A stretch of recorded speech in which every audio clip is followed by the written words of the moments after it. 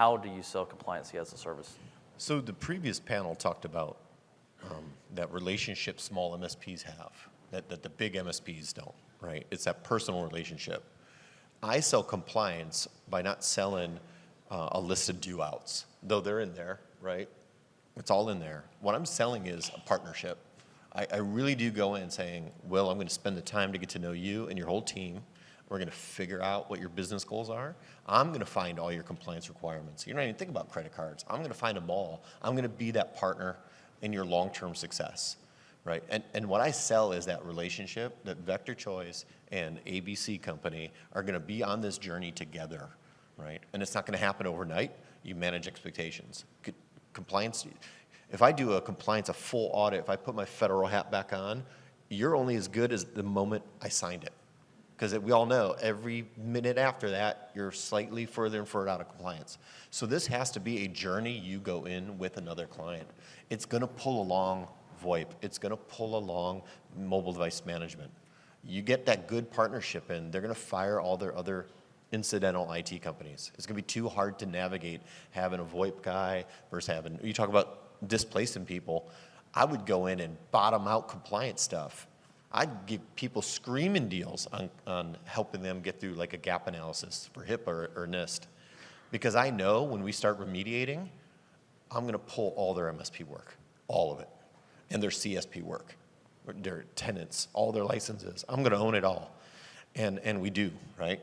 So that's how I approach it, as a solve a business solution and enable the company. Not here's a list of due outs that you get with my gap analysis. But it's not a one-time thing. It's an ongoing relationship with ongoing. Right. We may sell it in phases: the gap analysis phase, the remediation phase, and then the compliance as like the month-to-month management phase.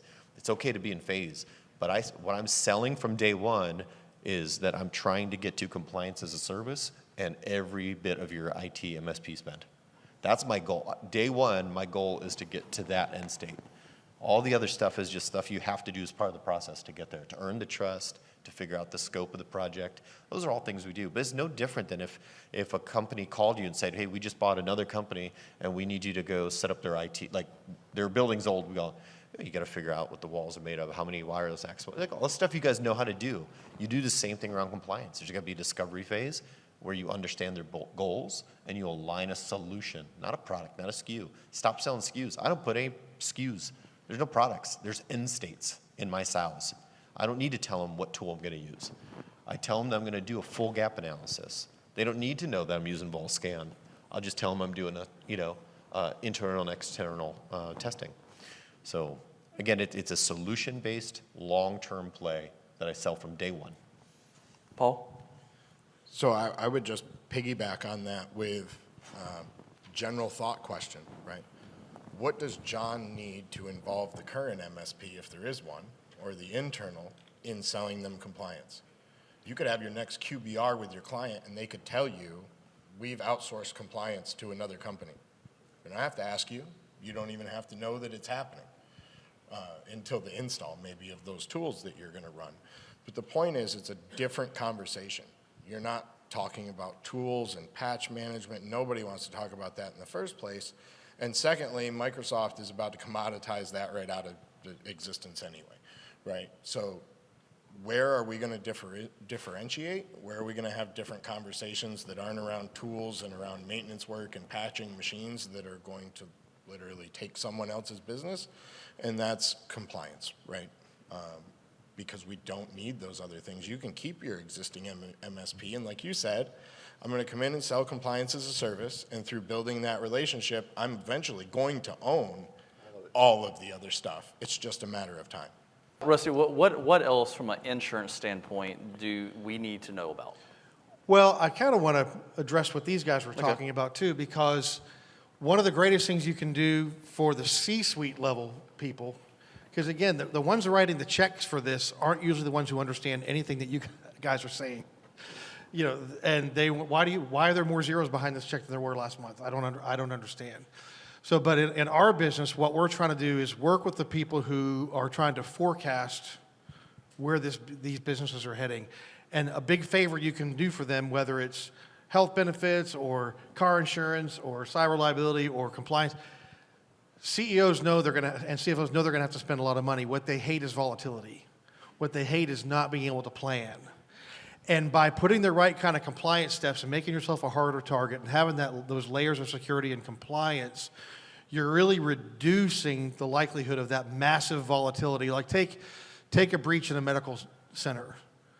They were spending quite a bit of money with their MSP, and they didn't think they needed to go through any steps for compliance. And I said, well, let's just pretend there were no HIPAA fines, that one of your rich patients paid any civil penalties they were, and all you had to do is pay for notification. That's the only check you had to write. It's about $150 per name. So get out your calculator and tell me how much that would cost you. And she said, that would be $3.7 million. I said, what's your cyber liability policy cover? She goes, $250,000. I said, great. So 3.675, would that be a bankrupting event? Would that be volatile enough to put you out? And she said, yes. So I approach it in this whole risk management. It's not just risk of liability, it's risk of losing money, risk of losing. And so then I said, what's the PR cost to you? How are your patients going to feel about that if somebody else has their data? So for the people who don't understand, for people like me who don't get 90% of what you do, those are ideas you can throw out there that will make sense to them in helping to give them reasons to be compliant. Then their carrier likes them better. Their broker likes them better. Rates are less volatile, again, removing volatility, right? The chances of a breach are less likely, which lowers volatility. And so you've got a real winning proposition here in how to go sell that has nothing to do with a stack of something you want to sell them. Now, you will sell them those things because to accomplish those goals, there'll be some tools that you need to put in place. But that's not where I start. I start with, how much are you sick of writing checks for things that are unnecessary?